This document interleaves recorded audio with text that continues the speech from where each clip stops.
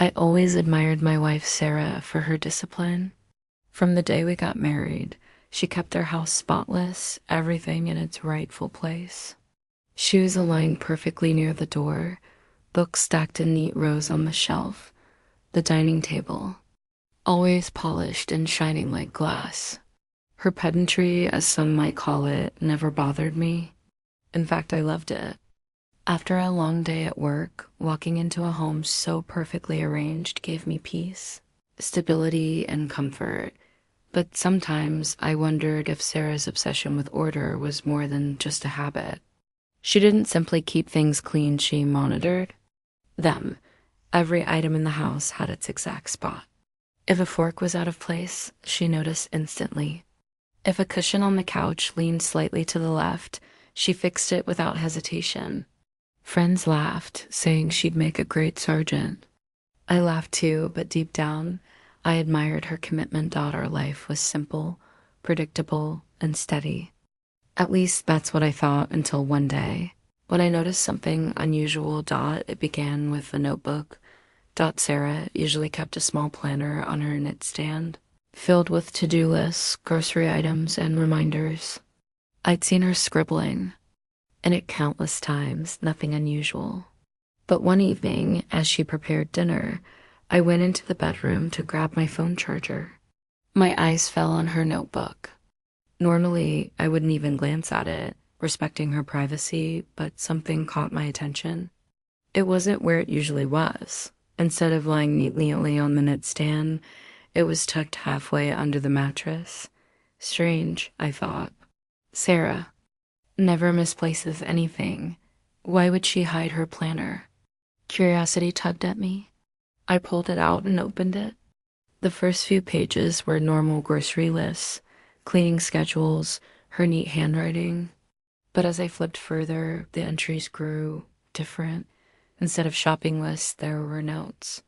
Short phrases, dates and times. Some didn't make sense. Thursday, 8 p.m., don't forget the key. Saturday, check the drawer again. Remember, smile naturally. At first, I thought maybe she was just writing reminders for herself, but then I turned to a page dated 2 weeks earlier. Written in capital letters, bold and underlined. He must never know. I froze. Who? Me? What was it that I wasn't supposed to know?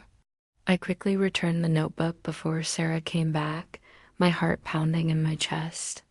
That night at dinner, I tried to act normal. She chatted about her day, her boss, the neighbor's noisy dog. I nodded along, but my mind kept circling back to that one phrase. He must never know. From that day, I began watching her more closely. I noticed things I had never paid attention to before, like how she always kept the locked drawer in her study, room under a decorative cloth as if to hide it from sight, or how once a week she left the house in the evening saying she had errands, but she always came back a little too cheerful, her face glowing.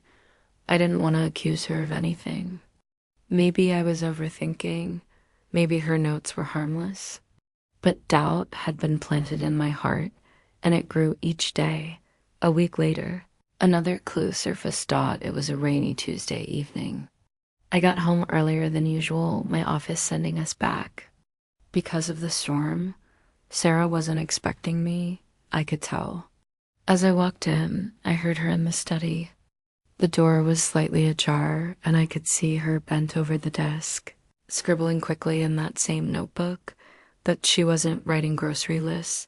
She was drawing a diagram, a floor plan of our house.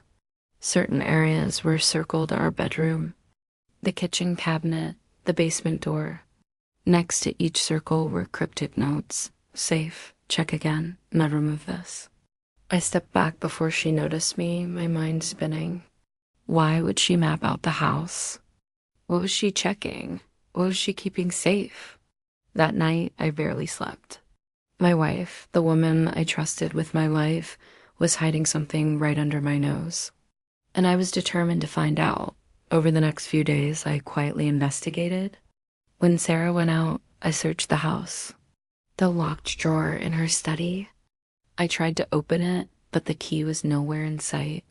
The basement, perfectly clean, nothing unusual. Kitchen cabinets, ordinary except one. There was a cabinet near the bottom behind the sink that seemed heavier. When I opened it, I noticed. The wood panel at the back looked newer, slightly different from the rest. My fingers ran across it, and I felt something hollow behind. My pulse quickened, but just as I was about to push harder, Sarah's voice called from the hallway. I quickly shut the cabinet and pretended to be washing my hands. She didn't notice my unease. The final piece of the puzzle came unexpectedly. 1. Sunday morning, Sarah went out for her grocery errands. I used the time to check her nightstand again. To my surprise, the notebook wasn't there. Instead, I found something else, a small envelope, carefully taped under the drawer. Inside were photographs, not recent ones, old ones. They showed Sarah standing outside a house I didn't recognize. In some, she wasn't alone. A man stood next to her, tall, wearing a cap, his face partially hidden. In one photo, they were laughing together, his arm draped casually around her. Shoulder. My chest tightened. Was this an old lover? Was she still seeing him? But on the back of each photograph, there were dates. And the dates were recent. By the time Sarah returned home, I had already hidden the envelope back. My mind was at war with itself. Should I confront her? Should I wait? What if the truth was darker than I imagined? That evening, I decided I couldn't live in silence anymore. As she prepared dinner, I walked into the kitchen and said softly, "Sarah, we need to talk." She looked up, startled. "About what?" I hesitated, then spoke. "I know you're hiding something from me. The notebook, the photographs, the locked drawer. Please just tell me the truth." For a long moment, she stared at me, her face unreadable. Then slowly, she put down the knife she was holding and wiped her hands on a towel. "I was afraid this day would come," she whispered. My heart pounded. "So it's true?" She nodded, her eyes glistening. "Yes, but it's not what you think." What she revealed next shook my world to the core. The man in the photographs wasn't a lover. He was her brother, someone I had never met because he had been in hiding for years. He had been accused of a crime he didn't commit, and Sarah had been secretly helping him stay safe, moving him from place to place, ensuring he wasn't caught unfairly. The notebook wasn't about me. It was about protecting him. The circled areas in the house, those were places she had hidden documents, proof of his innocence, files that could one day clear his name. She had hidden everything from me because she was terrified I wouldn't understand. Or worse, that I might expose him accidentally. Tears filled her eyes as she finished. "I didn't mean to keep it from you. I couldn't risk it." I stood there, silent, the weight of her words sinking in. Part of me felt relieved she wasn't betraying me, at least not in the way I feared. But another part of me felt betrayed nonetheless. She hadn't trusted me with the truth, hadn't believed I could stand by her. Our marriage had always been about honesty and order, but now I realized that behind her pedantry and discipline was a secret life I had never been part of. That night, as I lay awake beside her, I knew one thing for certain: our lives would never be the same again, because once you notice the cracks in perfection, you can never unsee them.